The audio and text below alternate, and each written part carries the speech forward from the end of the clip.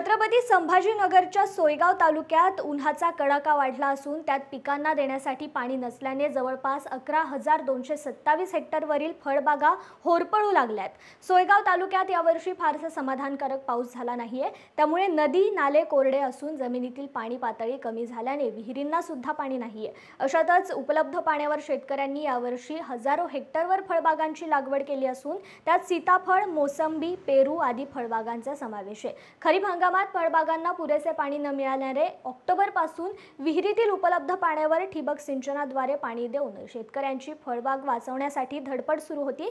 मात्र जमिनीतील पाणी पातळी मार्चच्या पहिल्या आठवड्यातच अधिक खोलवर गेल्याने विहिरीत जेमतेमच पाणी शिल्लक राहिलंय। परिणामी अनेक महिने जोपासलेल्या फळबागांना वाळवताना पाहून व त्यांना वाचवण्यासाठी काहीही पर्याय नसल्याने शेतकरी मात्र हताश झालेत।